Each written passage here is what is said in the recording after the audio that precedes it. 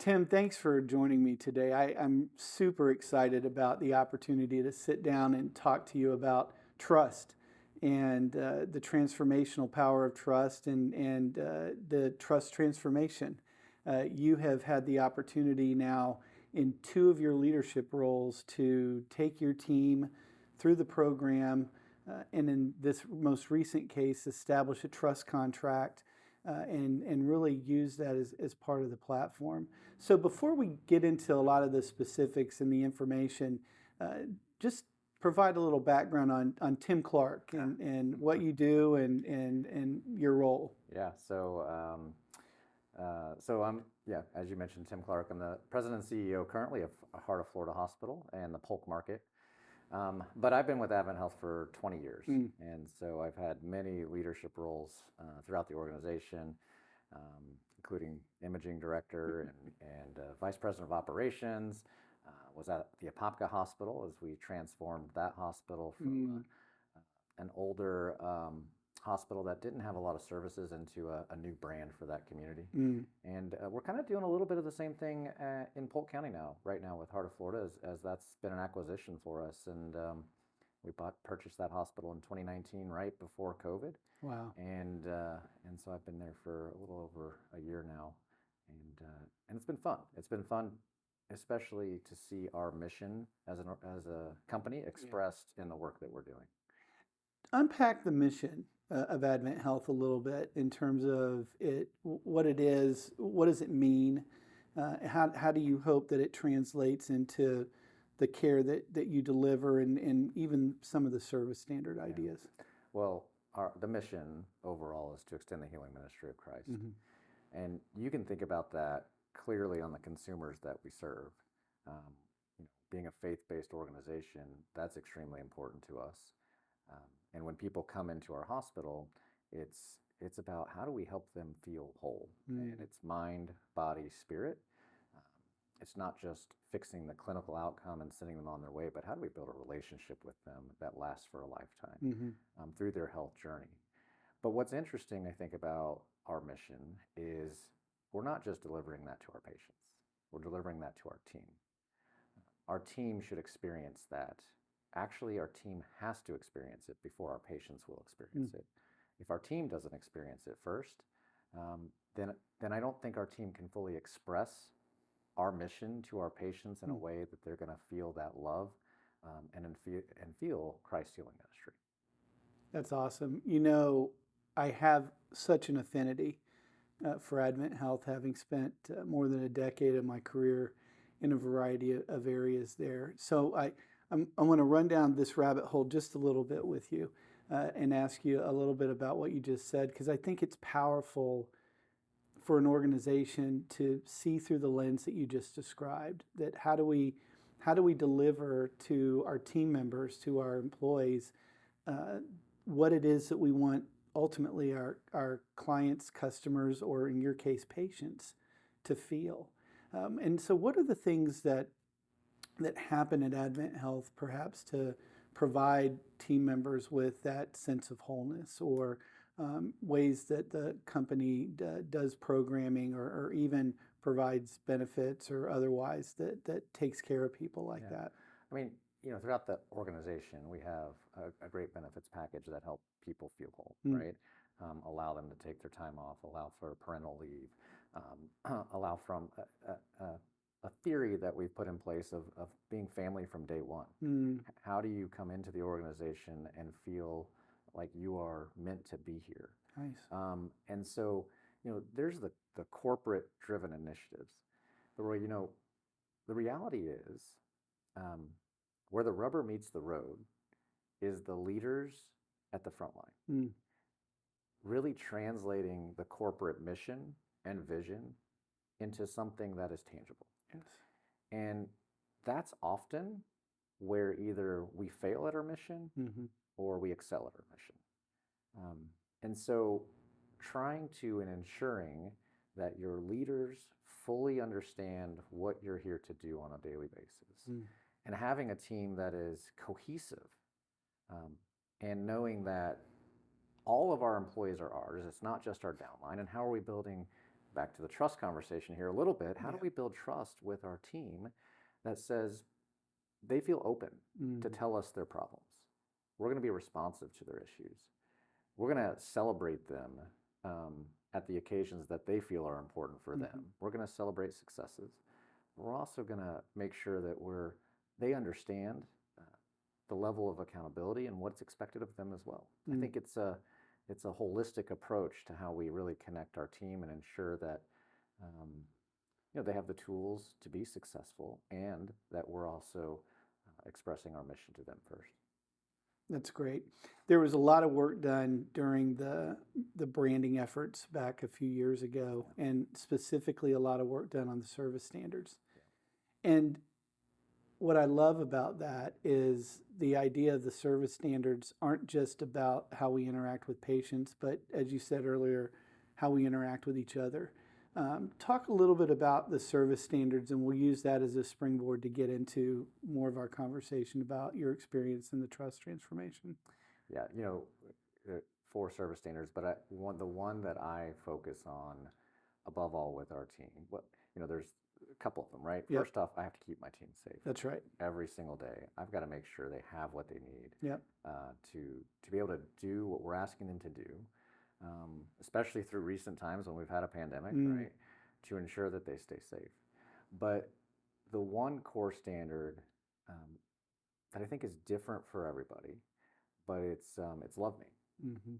And how is that expressed on an individual level is just that. It's individualized. In order to really express that from a leadership perspective to our team, you actually have to know your team.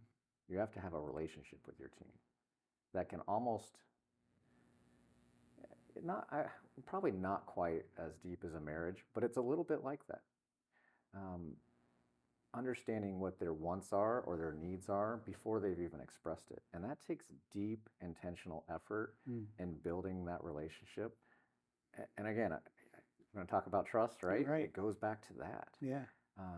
So I think our service standards really are wrapped around this thought of trust. Yes. And without that, those standards collapse. And just to remind everybody and those that don't know, it's keep me safe, love me, make it easy, and own it. Yep. Right. And those are all. And what I always loved about them, because we had written the trust transformation and put a lot of that material together prior to the process. But to your point, every one of those standards feeds into a different aspect of the person that, sorry about that, guys. I'll start from what I love about that. What I love about that is that each of those standards speaks to a different dimension of the person, whether it's an employee or a patient, and what their expectation is. That to be safe, to feel like you care or love me, to know that the path is being made easy for me, and that you're going to take responsibility for what it is you said you were going to do. So again, I mean, if you look at those service standards, we're expecting our team members to deliver on those 4 service standards, right? If they don't see how that's modeled from their leadership, they may not really fully understand what that should look like. What does it mean to own it? What does it mean to love me or make it easy? Because our team, if we have the right team that's expressing their challenges and concerns, and they're bringing that up to leadership, if we're not making it easy for them, how are they going to make it easy for our guests, right? So it really does start with this culture setting for the organization that builds an overall trust for all involved. That's a great launching point for the rest of our talk. Tim, you came into your leadership role at Apopka at a pivotal time for that market, and in looking back, a really pivotal time for healthcare. Tell me a little bit about the challenges that you had coming in as the CEO who was going to replace an old, really well past its prime facility for delivering healthcare to launching, and you described it earlier as a new brand of healthcare for that community. Yeah, not only did I have an opportunity to take an old facility into a new facility, but I lived in that and live still in that community. That's great. So I had a sense for the community of what their impression of the facility of the past was. Um, and it was really more of they knew that that facility really didn't have a lot of services. And that was no fault of the people there working in the facility. But it just was what it was. They didn't have the space, they didn't have the equipment. And they would bypass that to go to AdventHealth Altamont. So now we're building a brand new facility. And as we were launching that facility and opening that facility, I heard many times in the community is that new facility, same experience, same. I'm not going there because I didn't go to the old one, right? And that honestly was the biggest challenge that we had is getting our community to understand that it is different. And marketing plays a part in that. And you can go put billboards up and you can get information out that we are different.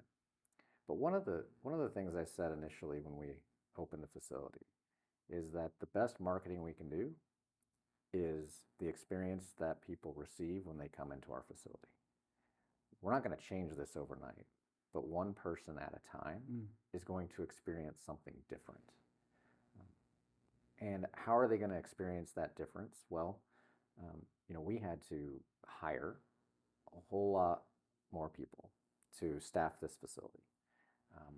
And we had to bring those new employees up in a cohesive manner so they all could see the vision, they all could see where we're headed, which was a real challenge on trying to ensure that our team was all connected and aligned and had the same vision.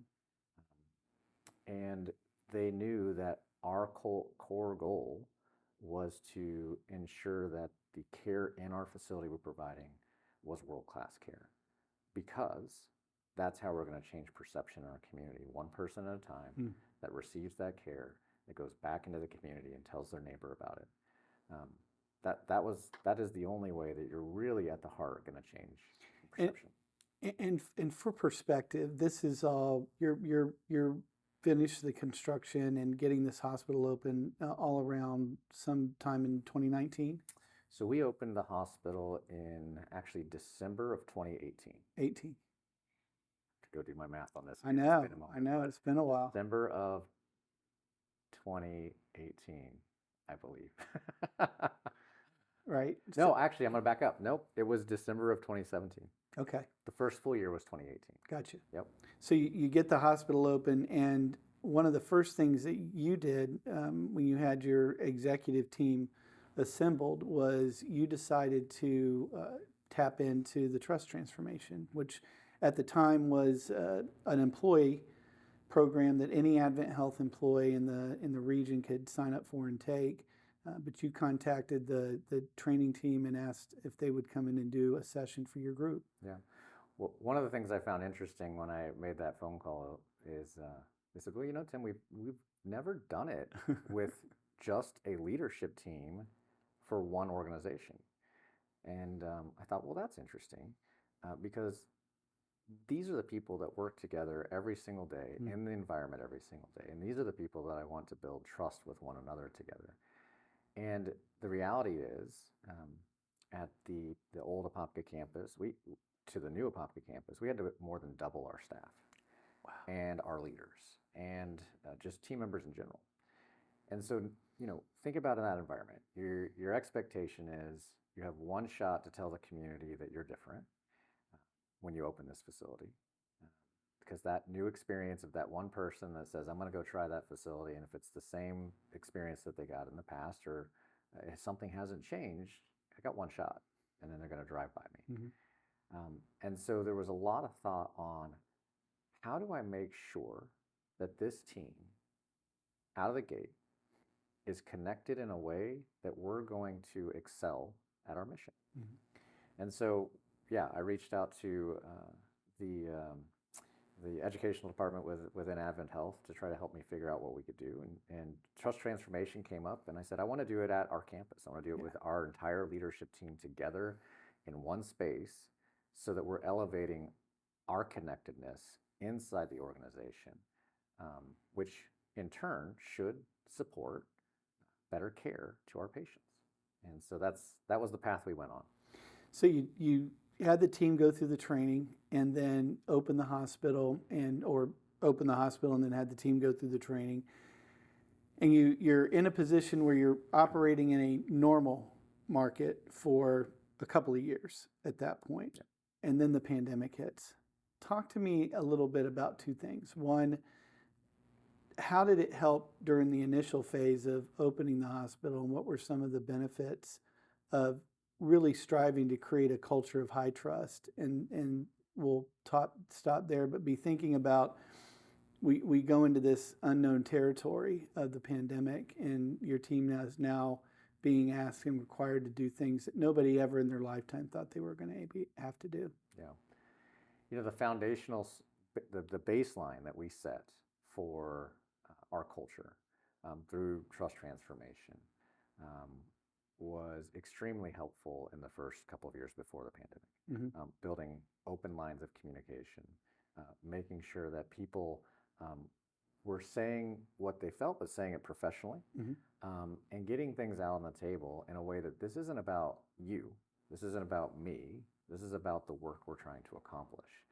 And taking trying to minimize the defensiveness that's in a room that come to the table and just say, we're all here to try to solve a problem. Our mission is X. This is what we've been tasked and called to do. And really creating space to open up those lines of communication.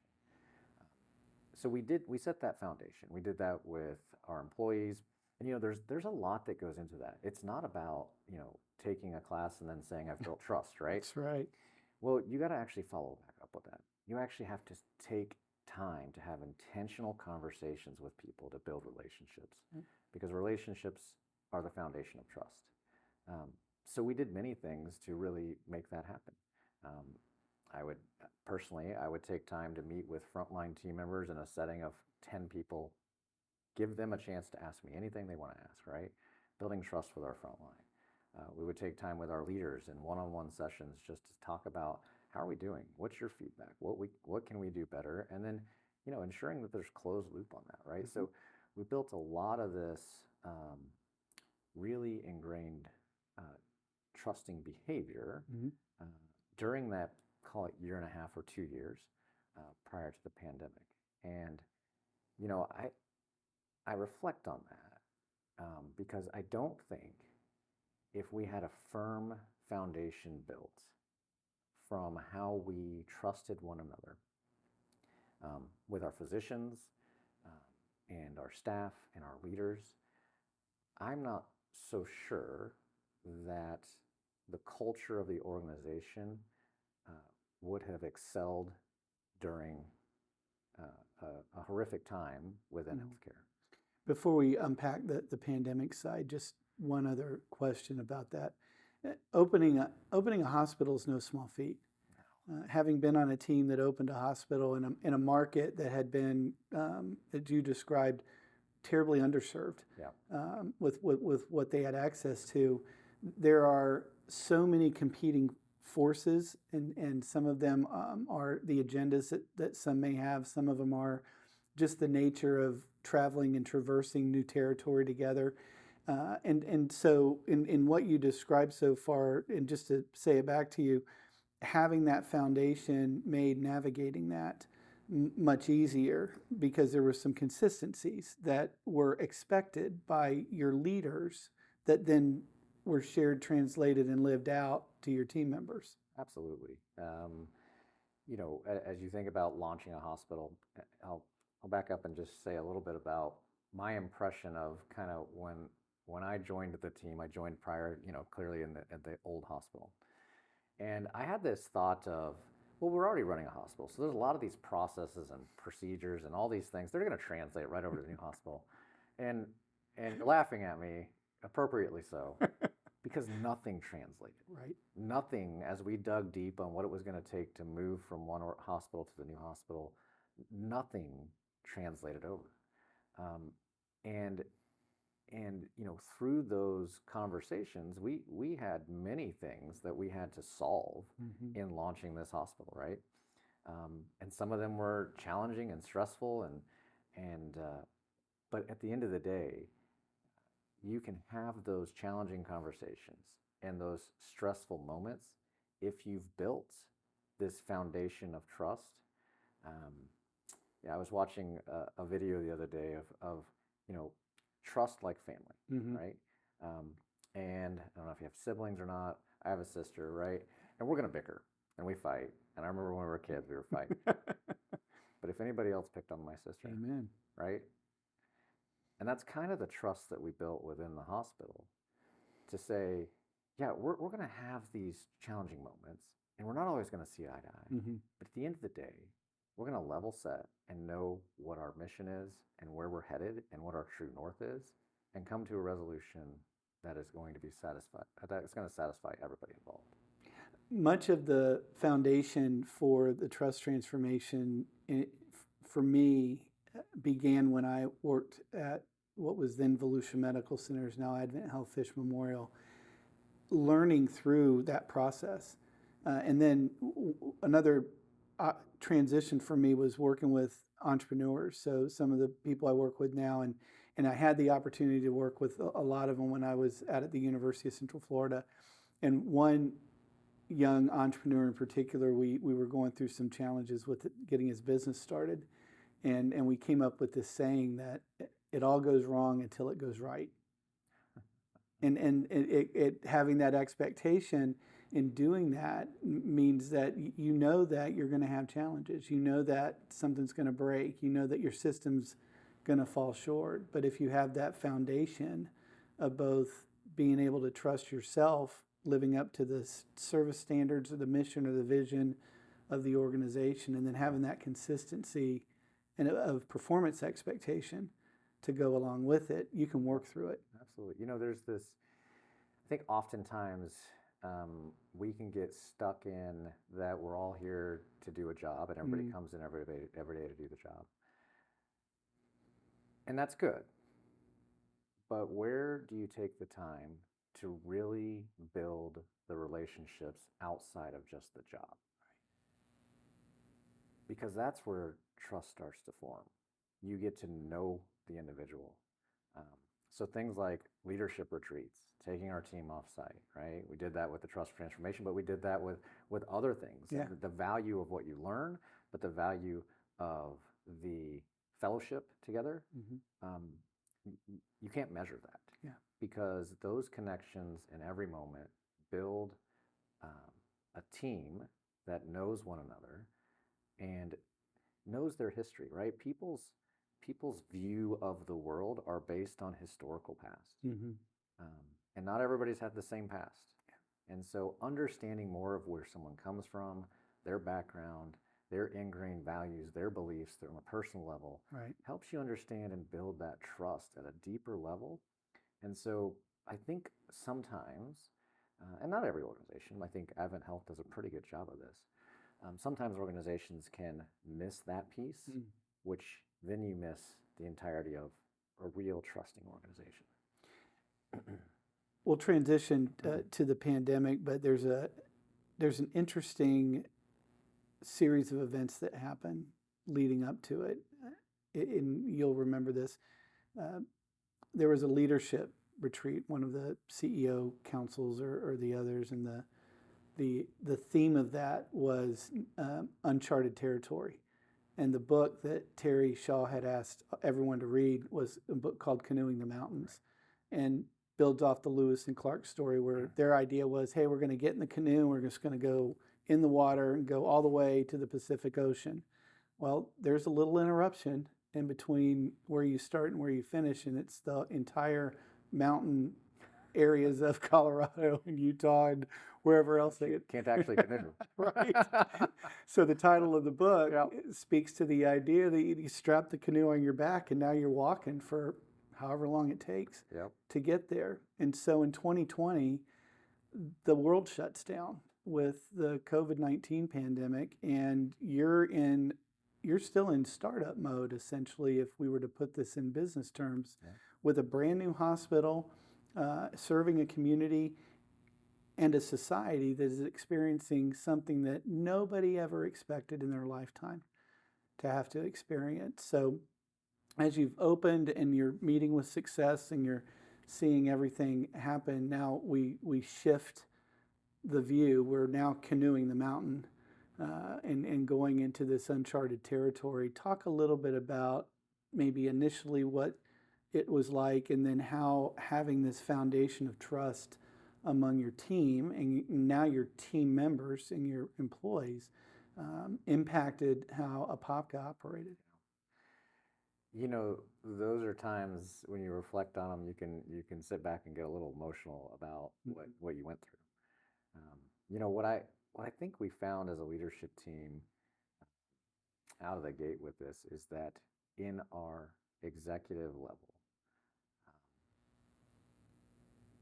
it was a struggle because it was foreign to everybody and we didn't have the answers. Mm-hmm. But I think recognizing that none of our executives in the hospital had the answers was step one in developing trust for the rest of our team.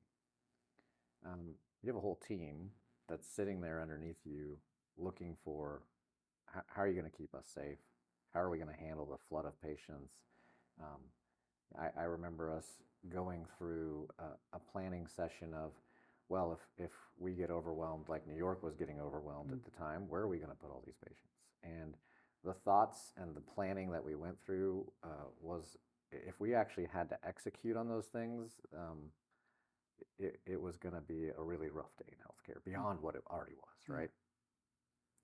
And so I think the first phase of this for us is our executive team, you know, I think really started to open up. Not started to, we had built that foundation, but we really leveraged that foundation to open up with one another. I remember, you know, sitting in a room with each one of my individual executives, sharing concerns with one another, sharing fears with one another. We talk about in the program, just as a catch on that one of the central ideas for creating authentic relationships is candor. Yeah. Being able to speak freely, feel safe to speak freely. Safety, again, being that service standard, but also really the highest expression of trust is when I feel safe to open up to you and share what I'm vulnerable about. So continue. That's a really important point. Yeah, I mean, I vividly remember multiple conversations with each one of just the C-suite where those were challenging conversations where at some point in that journey through COVID, I think each one of us broke. And there were tears shed in offices of not about, it was just about the unknown, right? How are we supposed to manage this? How are we supposed to lead through this? How are we supposed to help our team feel like we're connected? And it put pressure on our relationships too, right? You move from an environment where everybody knows their role and everybody knows what they should be doing, and everybody, you get in this routine of what the work is, and then all of a sudden, within a matter of a few weeks, that routine is completely dissolved. You're in a brand new routine in healthcare. Everybody's roles, you're stepping in just to do whatever it is you need to do to get the day accomplished. And so I think it really started with us as our team recognizing it was okay not to be okay, and it was okay for us not to have all the answers. And I remember a leadership meeting where I was telling our team, guys, we're in this together, right? We're going to support you. We're going to make sure that you have what you need to do what we think is coming. But let's be honest, I don't have the answers. Omira doesn't have the answers. Yulani, Joanne, we don't have the answers. We're going to need your help. We're going to need your feedback. We're going to need you to stay consistently keeping us informed of what the real challenges are on the front line. Because without it, we're too far away from it to really make an impactful difference. Yeah. And I think there's a bit of that vulnerability, and letting the team know that you don't have it figured out, and we need you to help us figure out. We also need your team to help us figure this out. Right.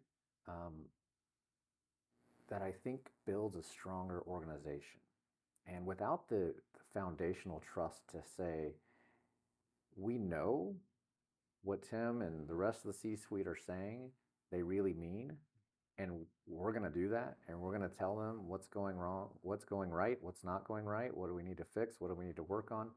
I remember we had just launched some of our PPE requirements, personal protective equipment requirements for the hospital, with masking and what rooms you go in and how you go in the rooms and who should go in the rooms and all of this, and physicians and what physicians should go in and what physicians shouldn't, right? It was a whole ordeal. But one of my main hospital medicine physicians came to my office and said, Tim, this is not working.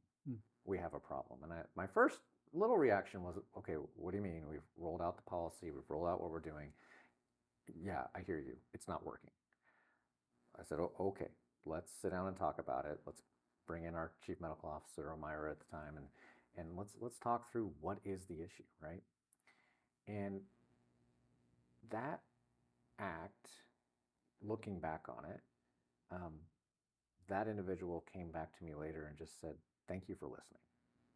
I mean, we're trying to figure this out together. But that is the crux of trust. You have told people that you want to hear from them. Now, you have an opportunity that you're either going to build trust or you're going to break trust. And if you're not opening that environment for us to actually have a conversation and try to make things better from their perspective, then trust will erode immediately. I would be remiss if I didn't take one moment to acknowledge that you had the wonderful opportunity, as I've had in my career, to work with Omira Mansfield, who is the co-author with me on the trust transformation. And I find it beautifully ironic and providential that she ended up at Apopka soon after you opened, and again, just kind of prior to all of this happening. And I got to live vicariously through your eyes and her eyes during that time, in terms of what the front line was experiencing. So as you proceeded through this and dealt with these challenges, share a little bit, Tim, because I think it's an important lesson in this. When you're in the midst of something like this, you're saving lives and you're focused on delivering that. At the same time, as a CEO, you're the steward of resources in that facility, and you're still held accountable for certain performance and measures that are happening. Talk a little bit about Apopka performing during that time on some of the things that you would look at through the lens of your business acumen and your ongoing relational acumen, as much as you've got this other weight of the pandemic on top of you. Yeah, it was a very complicated time. When you think about the trust you build with a frontline team member, one of the things I wanted to mention as well, and I think this ties into this conversation, is we got to a point where even there was conversation amongst our executive team to say, how much should we be out in the clinical spaces for ourselves, right? And I remember vividly saying, now is the time that we should be out in our clinical spaces more than we've ever been. Because leaders need to lead, and frontline team members need to see their leaders beside them. And so we did that. But I think it ties into what you're saying from a performance overall as an organization, right? We had a good foundation set for patient experience. We had a good foundation set for clinical quality. We had a good foundation from a physician engagement, right? We had great engagement from our Glint scores, which is our employee engagement scores. So when you really start thinking about all of the things that you had to maintain from a core measure from a hospital, um, retracting and not being as close to the front line is going to take you away from the things you have to accomplish. Great point. Embedding yourself in the work that they're doing every single day and intentionally being beside them every single day, you get to see the challenges that they're having. You get to help fix the challenges that result in patient experience, that result in physician engagement, being present in a doctor's lounge more often, right? Those things, Glint scores for our employee engagement, right? When the rubber meets the road and there are real crises in front of you, leaders get out in front. And I think that was a key component of how we were able to keep the high level of excellence within the facility that we were able to keep, is that we had built that level of trust. And we weren't resting on our laurels from that, what we built, and saying, well, we've got that, right? We don't need to be present. No, we're actually going to double down on it. And we're going to show our team that this is vitally important. What they do is vitally important. We're going to be present with you. So from patient experience, we were able to maintain a very high level of that. Our Glint scores, top quartile in the country, throughout that. Physician engagement. Physician engagement was historically really high, but it stayed and remained high at Apopka with a lot of times getting physicians to respond on these surveys is tough. But we had a very, I think the second highest in the Central Florida Division response rate from our physicians. And so, all of those metrics continued to progress, continued to stay extremely high level. And it was extremely important because if you take all of that into context of what I told you earlier about the new facility and proving to the community that we are something different, all of that still matters in a pandemic, because we're trying to prove that we are different and that you're seeing something different in the care that you're going to receive here. So I think that a lot of that is how, and it wasn't just executive leaders. I mean, we're talking frontline leaders, a culture of rounding on nights, rounding on weekends, showing the team that we're present throughout, not just Monday through Friday, 8 to 5 or whatever hours you want to put around it, right? But we're there with you throughout this. And yeah, that's a lot of work and it's a lot of time that you spend as a leader, but it just allowed us to further build the trust platform that we had already made. And before we transition to your where you're at now in your current role, reflect back on anything else that you maybe stands out in terms of where Apopka ended up coming out of it, where it stands in the community. Where do they find themselves today in a post-pandemic world, with that foundation that you were able to set on the expectation of leaders creating a high trust culture? So the community of Apopka is continuing to grow, and the community itself, I think, has really embraced the Apopka campus. In my time there, I had many community members that would tell me that place is clearly not the place that it was before. Wow. And again, we had services, right? We had the ability to provide a higher level service than we did before, but we had to execute on that. A brand new building with the fancy equipment is just that, without the heart that goes in it, which is the people that are doing the work. Today, they have built an infusion center that I hear is blowing up. I mean, They are doing really great work there. That's great. They have, they had 2 shelled floors on the top 2 top floors of the building. So these are floors that are built in anticipation of growth. Yep. Yeah. They're in the process of building one of those floors out right now. So that'll take the facility up to 160 beds overall.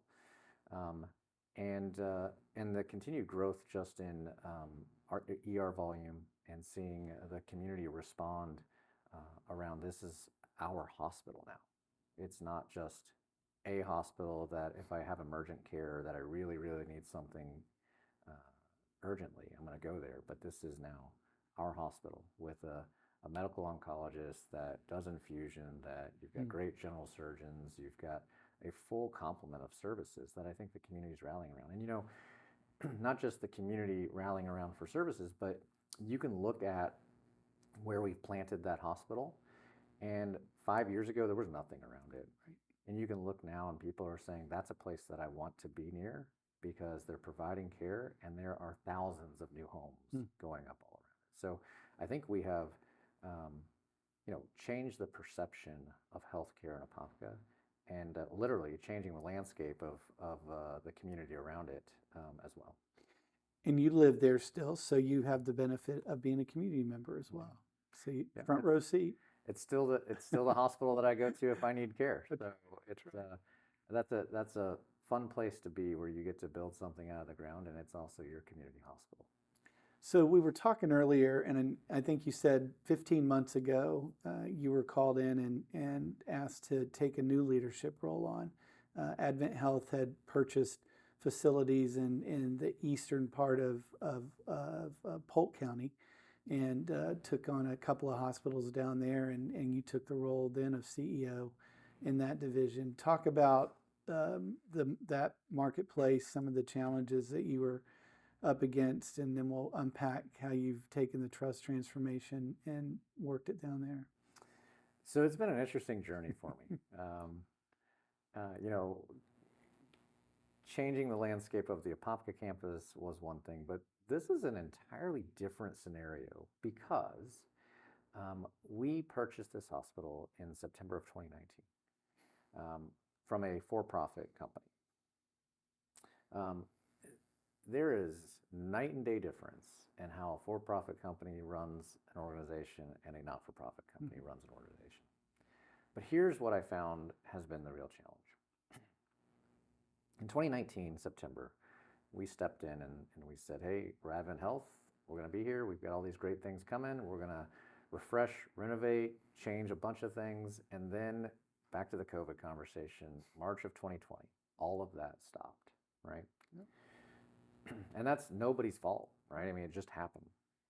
So all the great plans, all the great things that we said we were going to do stopped. Right. And you had a team in 2020, this is clearly before I got there, that literally went from acquisition, we're going to change our culture, we're going to move to AdventHealth, and then the world stopped. And so then we go through a year and a half, right, of COVID, at least, right? So probably the last wave was December of 2021 to January of 2022. And so you had that time frame from March of 2020, so almost 2 years, right? That what the team that was there wanted to really accomplish couldn't fully accomplish because you went into survival, right? Every organization was trying to figure out, I know, moved on from Apopka, but even at Apopka, right, we had a 19-bed ICU. We went from an average daily census in our ICU of 8 to 10 to 24 in our ICU, which means we had ICU patients in our PCU department, right? Same thing at Heart of Florida. They have a 15-bed ICU, and they overflowed patients into an observation area. And it just becomes a survival mode. How do we just make sure we have what we need to do the job? Now, I will tell you, organizationally, I think this piece does build trust. Organizationally, when COVID hit, and this is something I've heard from team members at Heart of Florida, is they were so grateful that the acquisition happened in 2019. Absolutely. Because of the resources that AdventHealth's president and CEO, Terry Shaw, said, I am not going to hold any cash back on making sure our team members have what they need to be safe. And I think there was a little bit of this thankfulness that at that moment in time, AdventHealth was there because they were going to get the things that they needed to ensure that they were going to remain safe.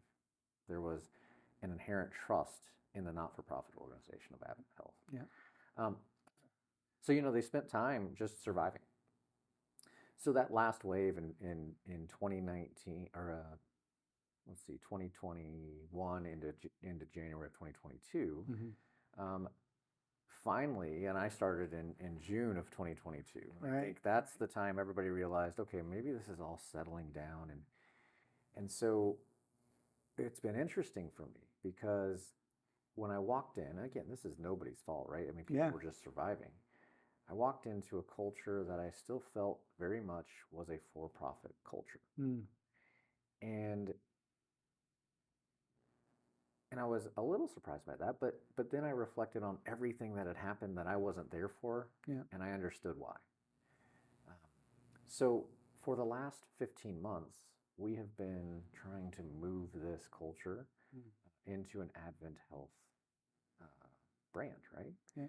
And so the real challenge that I think is this is different, and maybe even a little more hard, is AdventHealth Apopka, the old hospital, was still part of AdventHealth. Mm-hmm. People, the employees knew what AdventHealth was. Yep. That's not the case here. Right. The employees did not understand AdventHealth. They don't understand. They didn't understand who we really were and what we were really striving for, and Right. what does the excellence of AdventHealth really look like. And so you've had to not just, we're going to pick up and move to a new location, but I need to build the plane while we're flying it in the current location. And that has its own challenges. Yeah. And it's been a challenge. Yeah. So about a year ago, maybe a little outside of that, you'd been in the position for a couple of months, if not a little more. You brought your executive, your leadership team together and went through the trust transformation. And one of the differences in this execution was in creating a contract, an actual set of ideas that everyone agreed these are the behaviors, the principles, and the ideals that we're going to build our relationships on, regardless. And so it creates both a point of inspiration and a point of accountability in that. Tell me a little bit about how the team has embraced that process and the contract. Yeah. Well, starting off with, we did the trust transformation, right? We did it for all of our leadership teams. Yep. So that's 50, 60 people, Yep. roughly, is what we had, and had them come out and go through the class. And reflecting on, why that was important is we had a culture of siloed communication, where I'm going to do my work and you do your work, but we don't have a lot of this connectedness to understand how are we doing this together that lifts us up as a whole. And so we really started to be intentional about, listen, guys, we need to build trust with one another. The communication is extremely important for us to build that. And so we needed to take intentional time through the trust transformation to really make sure that we built those relationships. Right. I think that was a piece that was missing, is that we had not really spent time building relationships. Think about COVID, right? You spent 2 years of not being able to build relationships. Wow. Beyond being in work, right? No one was doing retreats. No one was doing dinners together. No one was doing, right? The food, I mean, you tried to limit people in the break room, right? Because you didn't want your employees getting sick. So only have so many people in the break room at a time, which all of that erodes this trust and communication. Yeah, you kill the social construct. Yeah. And so as we went through it, we said, okay, I need to level set here. I need a baseline foundation of what are we going to do as a leadership team?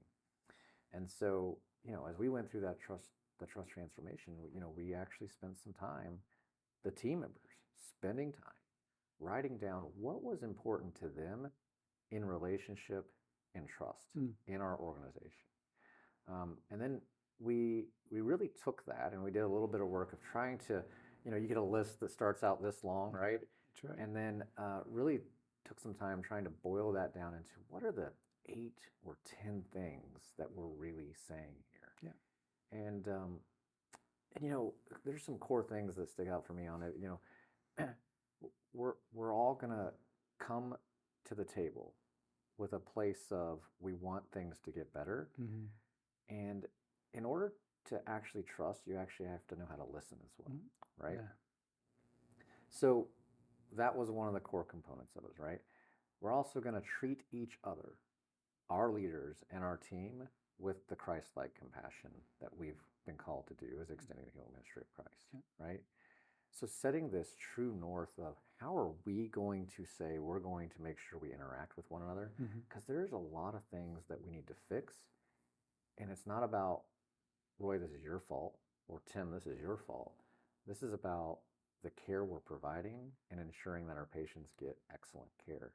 So trying to remove all of that thought of, this is somebody's doing, and getting to the core of this is probably process related, and how do we elevate our conversation to a point that we can work together and break those silos down, open up communication, and really move forward.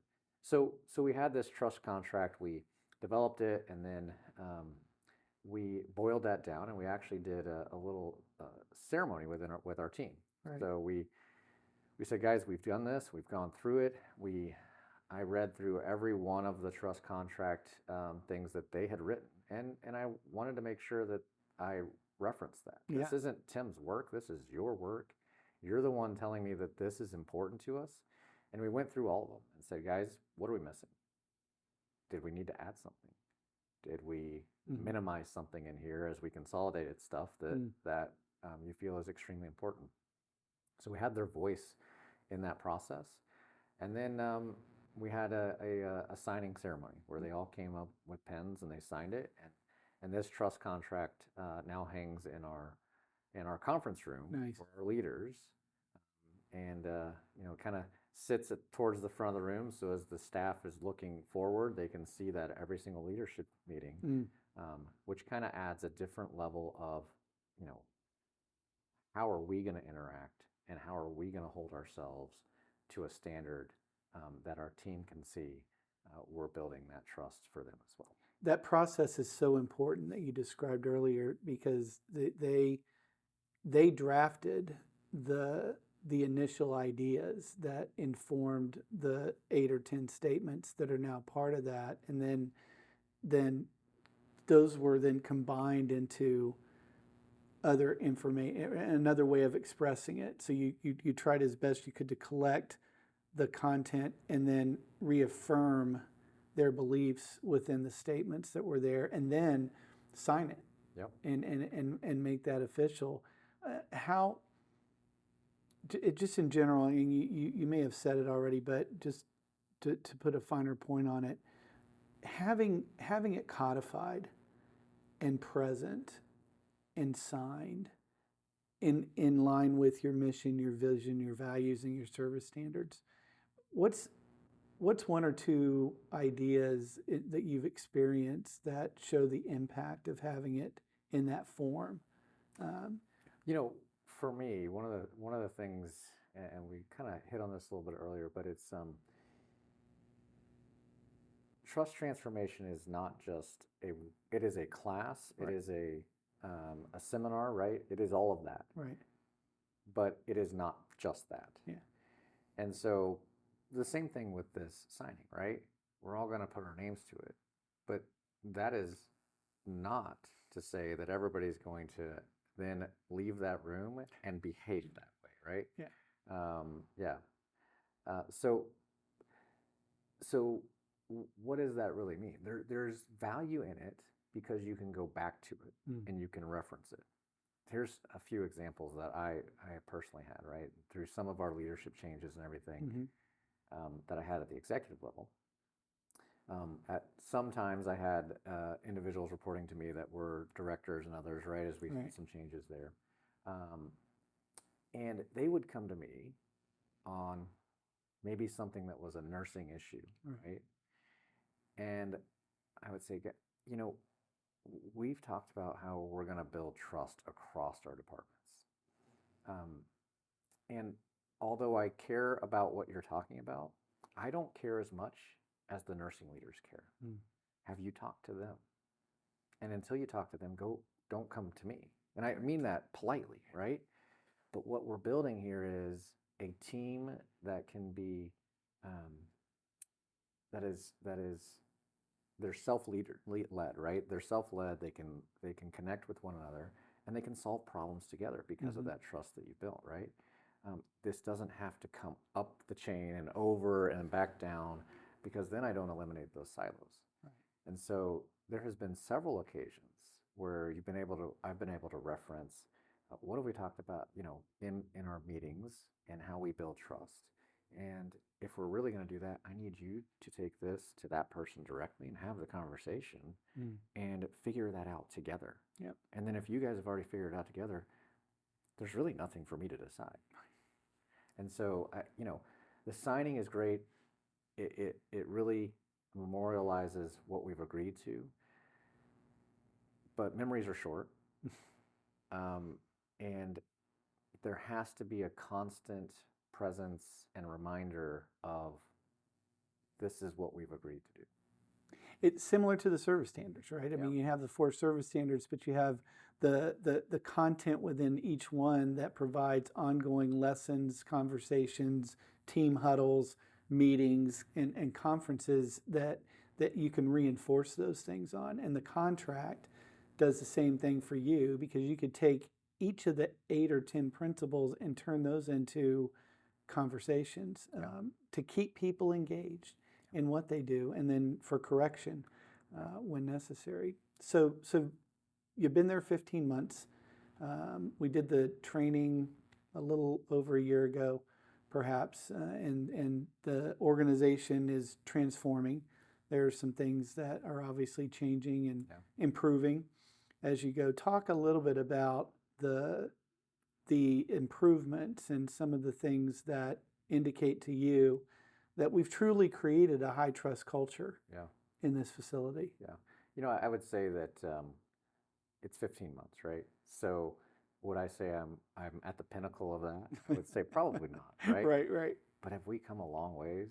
Absolutely. And it's been with its challenges as well, right? For the last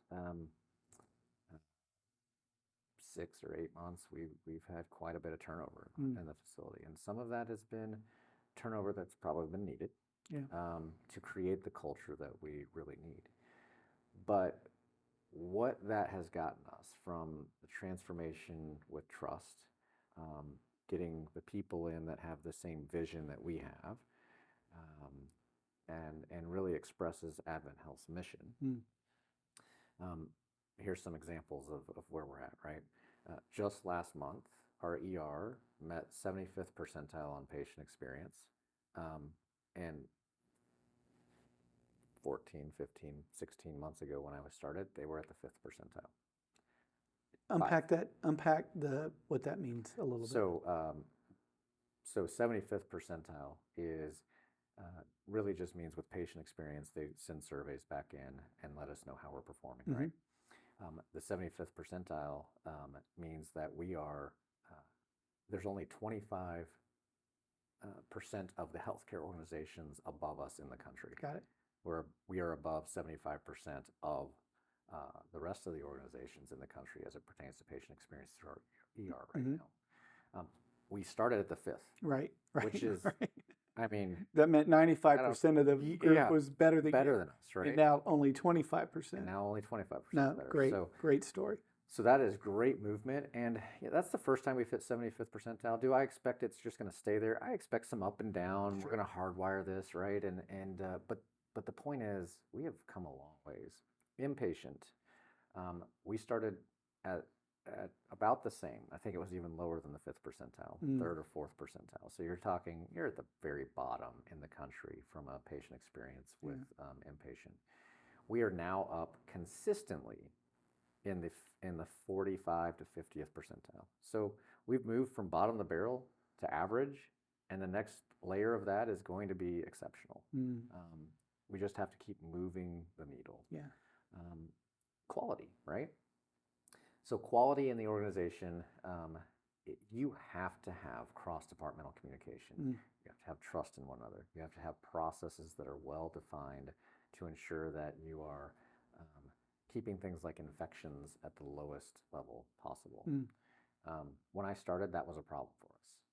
We weren't doing some of the baseline things we should be doing to ensure that we were providing the right care where we needed to provide it. I'm happy to say right now we have gone for, I'll shout out a few measures, but I'll tell you what they are, right? CLABSI infections, central line associated bloodstream infections. So when you have a line placed, Yep. that we actually cause an infection while you're in the hospital with us. Mm-hmm. We have had 0 of those infections in COTI, urinary catheter-acquired urinary tract infections, right? Mm-hmm. So same with our COTIs.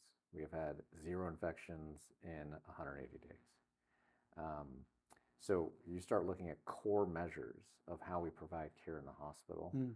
That has elevated extensively. Our mortality we measure mortality in general. We look at that from here's what was observed mortality in the hospital, and here's what we expected to be mortality, Mm-hmm. right? Mm-hmm. And the line is 1.0, right? So if you observed more than you expected, that's going to be a 1.5. Got it. If you actually observed less than you expected, it's going to be below that. Last month we were at 0.5. Wow. So well below what we expected to be our mortality in the hospital. Wow. The overall care in our physicians as well. Physician, hospital medicine scorecard. So that's our hospitalists, our physicians that work just inside the hospital. And they provide the care when you get admitted. Mm. We have a scorecard that shows their performance in everything that they're responsible for. So it's a summary, right? We started out in the 20% on their scorecard. Again, goal is 80, 85. Mm-hmm. We started out at 20%. We are currently sitting and hovering right around 70%. All of those things have moved in an extremely positive direction.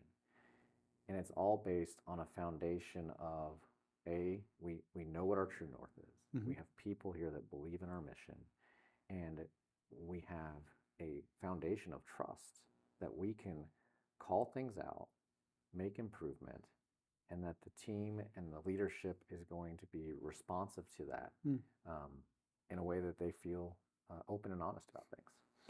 I was on a podcast not too long ago, and the host asked me, what's the tool that you use to measure if trust is there or not? And my response to him was, the best tools are already being employed by most people. They want to know what the quality of their service or their product is. They're measuring that somehow. They want to know if their employees are happy, and so they track retention and they look at their ability to attract great people to the organization. They want to know intrinsically how their service providers, or in your case physicians, are tracking. And so all you have to do is look at those numbers, and there is a direct correlation to organizations that have high trust with the people that they're serving and are working with to serve, or low trust. Yeah. And it shows up in both the performance side of it and the measures of engagement that go with that. For sure.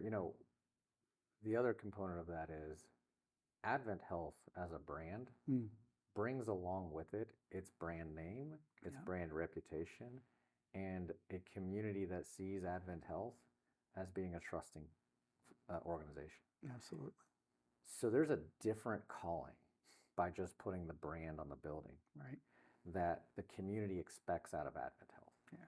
It's not a for-profit company, and the community knows that.